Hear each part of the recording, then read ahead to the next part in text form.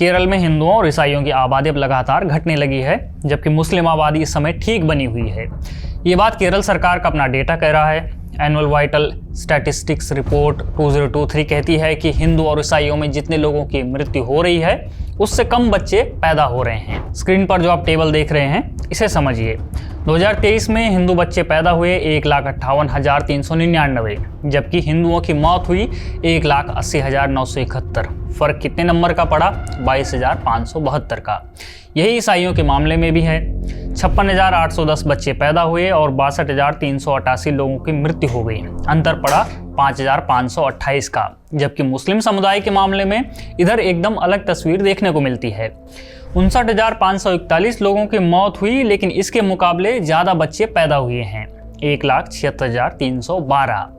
इसे कहते हैं पॉजिटिव और नेगेटिव नेचुरल ग्रोथ रेट, जो हिंदू और ईसाई के मामले में नेगेटिव चला गया है और मुस्लिम समुदाय का NGR पॉजिटिव बना हुआ है। अब सवाल है कि आखिर नेचुरल ग्रोथ रेट होता क्या है? इसे बहुत आसान भाषा में समझिए। नेचुरल ग्रोथ रेट का मतलब है जन्म माइनस मृत्यु।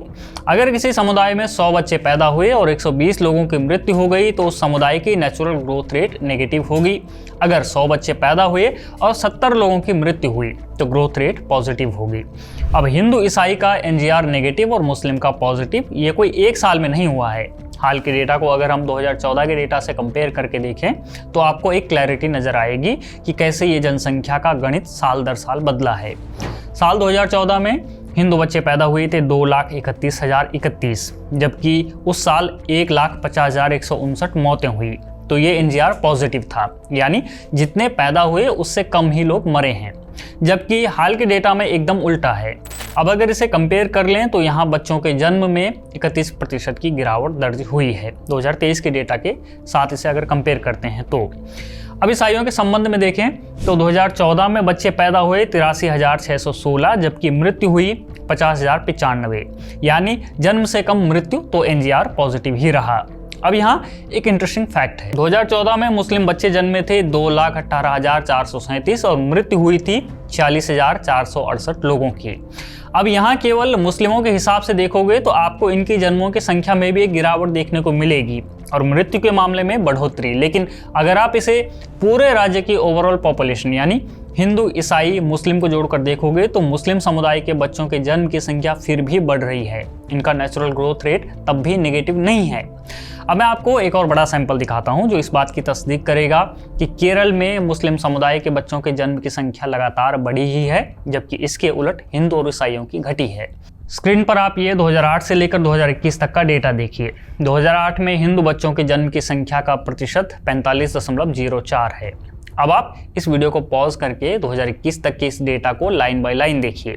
आपको ये देखने को मिलेगा कि 2008 से लेकर 2021 तक हिंदू बच्चों के जन्म का प्रतिशत लगातार घटता आया है। यही हालत क्रिश्चियन के साथ भी देखने को मिल रहा है, जबकि मुस्लिम समुदाय में ऐसा नहीं दिख रहा है। 2008 में मुस्लिम समुदाय के बच्चों के जन्म का प्रतिशत था 36.32 और 2012 को अगर आप छोड़ दें तो ये लगातार बढ़ ही रहा है। 36 से ये 40 हो गया है, जबकि हिंदू 45 से नीचे की तरफ आ रहा है और ईसाई भी 17% से 14 पर आ गया है। इस डेटा के आधार पर इसका सीधा मतलब ये है कि भले ही आपको पॉपुलेशन में इस समय हिंदू ज़्यादा दिखें, लेकिन आने वाले कुछ सालों में पैटर्न बदलने वाला है, क्योंकि हिंदू और ईसाइयों के बच्चे कम पैदा हो रहे हैं, मृत्यु ज़्यादा हो रही है, जबकि मुस्लिमों के बच्चे ठीक पैदा हो रहे हैं। इसे आप टोटल फर्टिलिटी रेट के डेटा से भी समझ सकते हैं। ये होता क्या है पहले ये समझिए। TFR यानी एक महिला अपने जीवन में औसतन कितने बच्चों को जन्म दे रही है। जनसंख्या विशेषज्ञ 2.1 के आंकड़े को बहुत महत्वपूर्ण मानते हैं। अगर TFR 2.1 से ऊपर है तो आबादी बढ़ने की संभावना रहती है। अगर 2.1 से नीचे है तो लंबे समय में आबादी की वृद्धि धीमे पड़ने लगती है। अब अलग अलग सालों का केरल का ये डेटा देखिए। केरल में हिंदुओं का TFR 2.1 से ही नीचे ही रहा है, जबकि ईसाइयों के मामले में भी ये सेम है अगर आप 2005-06 को छोड़ दें तो।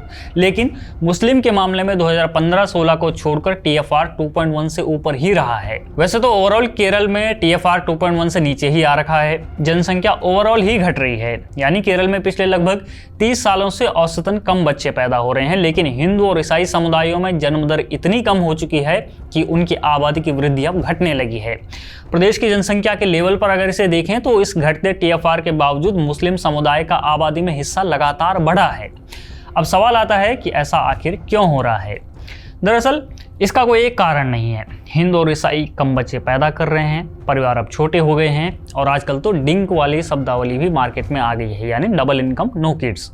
इसके अलावा सबसे बड़ी बात यह है कि केरल में बुजुर्ग आबादी पूरे देश के मुकाबले सबसे ज़्यादा है। केरल में 60 साल से अधिक उम्र के 16% से ज़्यादा लोग इस समय मौजूद हैं और 2036 तक तो ये 26% पहुंच जाएंगे। इसमें भी अगर आप देखेंगे तो हिंदू बुजुर्ग ज़्यादा मिलेंगे, क्योंकि अब तक हिंदुओं की आबादी ज़्यादा रही है। अब समस्या ये है कि बुजुर्गों की मृत्यु में वृद्धि तो होगी, लेकिन हिंदू बच्चों की बढ़ोतरी में तो वृद्धि नहीं देखने को मिलेगी। सेम गोज विद क्रिश्चियंस, जबकि मुस्लिमों के साथ ये समस्या नहीं होगी। अगर यही हालात रहते हैं तो आने वाले कुछ सालों बाद केरल में सबसे यंग पॉपुलेशन भी मुस्लिमों की ही होगी। अब खतरे की घंटी वाला सवाल यह है कि अगर ऐसा ही होता है तो आगे क्या होगा।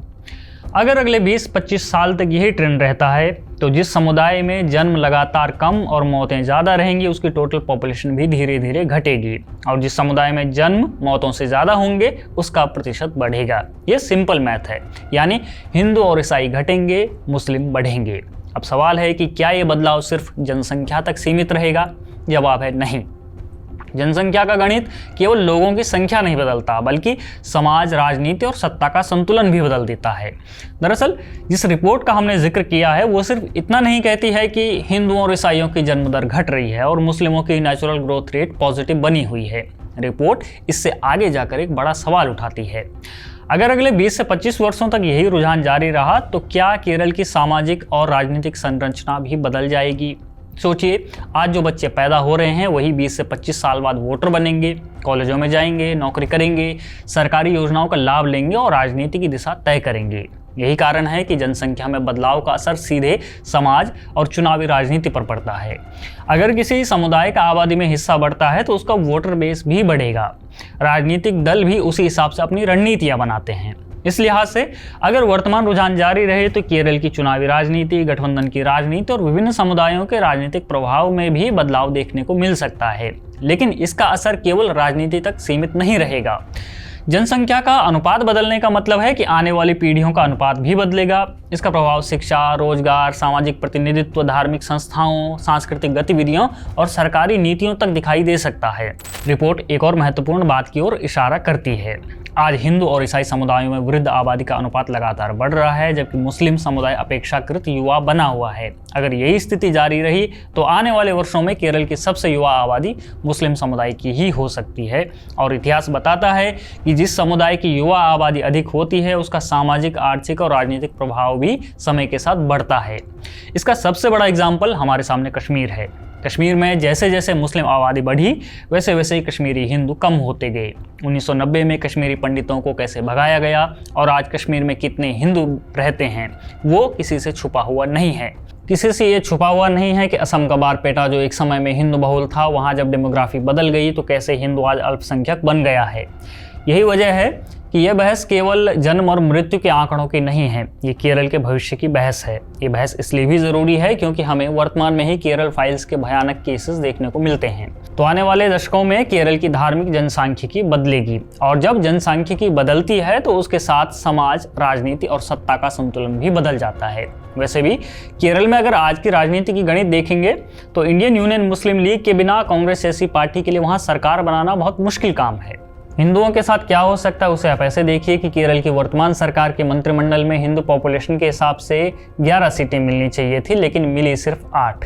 जबकि मुस्लिम पॉपुलेशन के हिसाब से इस गठबंधन वाली सरकार में मुस्लिम मंत्रियों की संख्या उनकी पॉपुलेशन के हिसाब से बिल्कुल बराबर है, और यहाँ तक कि ईसाइयों की भी बराबर है, तो फिर हिंदू मंत्रियों की क्यों नहीं। अब इस वीडियो में हमने जो आपको पिछले सालों के डेटा बताए और उस डेटा के बेस पर हमारे देश के अलग अलग हिस्सों में जो चीज़ें घटी हैं, जो एनालिसिस हमने किया है, वो चिंता का कारण है। चिंता केवल नंबर्स तक सीमित नहीं रह सकती है, बल्कि जब ये नंबर्स बदलते हैं तब इसका असर ज़मीन पर कैसे दिखने लगता है, समझने की असल बात ये है।